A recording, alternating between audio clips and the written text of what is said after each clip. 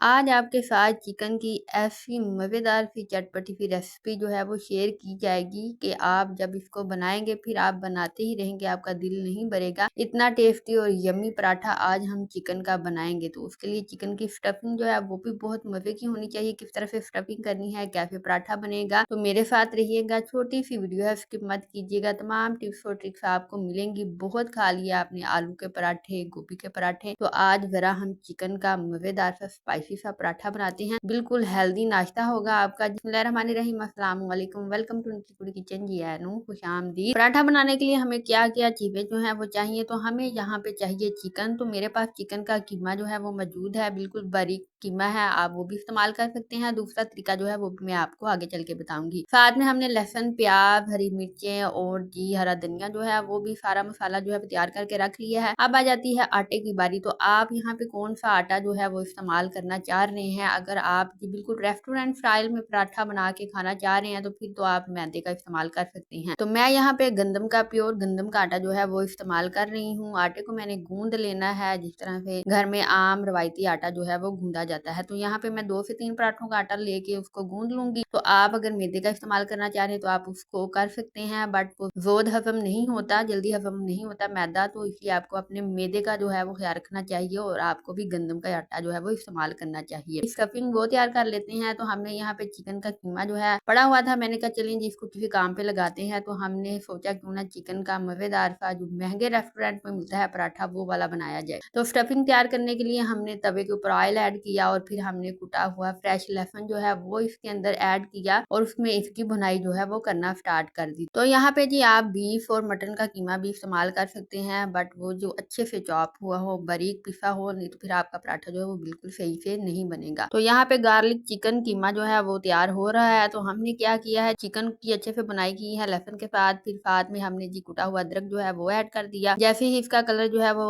अच्छा सा आ गया और जी स्मेल जो है चिकन की खत्म होगी, फिर हमने इसके अंदर स्पाइसेस जो है वो ऐड कर देने हैं। तो यहाँ पे हल्का सा पानी आप ऐड कर सकते हैं और उसके ऊपर ढक्कन या प्लेट भी दे सकते हैं ताकि जो कीमा है थोड़ा नरम सा हो जाए। उसके बाद जी फिर आपने स्पाइसेस ऐड करने स्टार्ट कर देने हैं। तो आप यहाँ पे टमाटर का भी इस्तेमाल कर सकते हैं अगर आपको ज्यादा मजेदार और चटपटा बनाना है। तो मैंने यहाँ पे टमाटर का इस्तेमाल नहीं किया। उसके बाद मैंने स्पाइसेस ऐड कर दिए हैं, हल्दी ऐड की है, नमक ऐड किया है, लाल मिर्च ऐड की है और कटी हुई हरी मिर्चें हमने लास्ट स्टेज पे ऐड कर दी हैं, क्योंकि हमने हरी मिर्चें जो है उनकी अच्छे से बुनाई नहीं करनी, थोड़ी कच्ची पक्की सी रखनी है। इसी तरह से हमने जो प्याज है वो भी कच्चा पक्का सा ही रखना है, वो भी हमने बिल्कुल एंड पे ऐड किया है और यूं इसका क्रंच जो है वो बरकरार रहेगा और जब आप बाइट लेंगे तो आपको एक मजेदार सा यूनिक सा टेस्ट जो है वो आएगा। तो बिल्कुल हमारा कीमा जो है वो रेडी हो चुका है और हमने इसके अंदर लास्ट पे ऐड कर देनी है काली मिर्च और जब आप इसकी बुनाई कर रहे हो तो फिर आपने हल्का सा गरम मसाला जो है वो भी ऐड कर देना है। खूबसूरती को चार चांद लगाने के लिए, बिल्कुल देसी टच देने के लिए आपने यहाँ पे ऐड कर देना है हरा धनिया। तो बिल्कुल मजेदार सा कीमा जो है वो तैयार हो चुका है। तो आप इस कीमे को अलग पराठे के साथ भी इंजॉय कर सकते हैं। सुबह का नाश्ता इस तरह का मजेदार का चटपटा सा हो तो इंसान का सारा जो दिन है वो भी अच्छा गुजरता है। तो यहाँ पे आटे को हमने रेस्ट दे दिया था 10-15 मिनट के लिए, जब तक हम स्टफिंग तैयार कर रहे थे। अब क्या करेंगे, स्टफिंग को रूम टेम्परेचर पे ठंडा करेंगे। अब गर्मा गर्म स्टफिंग तो आटे के अंदर ऐड नहीं करेंगे। और जी जब कीमा ठंडा हो जाए तो फिर आपने क्या करना है, आटा ले लेना है, उस पेड़े के अंदर हल्का सा ऑयल ऐड करना है और उसके अंदर आपने स्टफिंग जो है वो रख देनी है। इस तरह से स्टफिंग को इसके अंदर आपने पा देना है, बिल्कुल वो नजर ना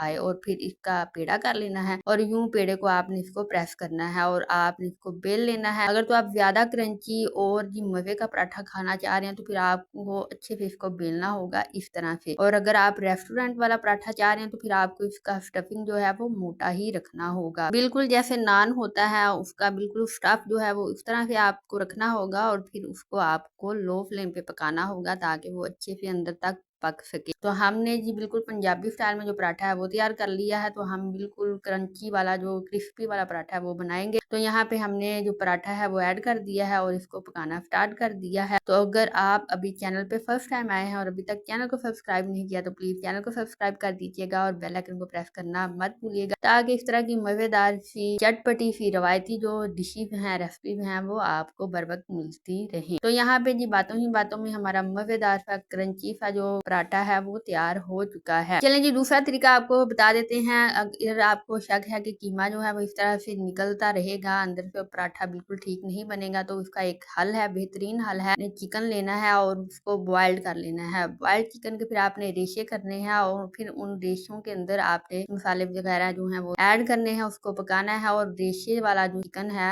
ऐड कर लेना है और यूं आपका पराठा जो है वो तैयार हो जाएगा। उसमें कोई मोहरा सुराख वगैरह नहीं होगा और वो भी अच्छे से बनेगा। तो आई होप ये वीडियो आप लोगों के लिए हेल्पफुल रही होगी। तो फिर देर किस बात की है, आप भी आज ही ट्राई करें चिकन का मजेदार सा क्रिस्पी और क्रंची सा ये पराठा। और अगर वीडियो पसंद आई है तो अपने दोस्तों बिल्कुल यारों को जरूर शेयर कर दीजिएगा और लाइक करना मत भूलिएगा। हमें दें इजाजत, हम मिलेंगे नई वीडियो में नई रेसिपी के साथ। अल्लाह हाफिज।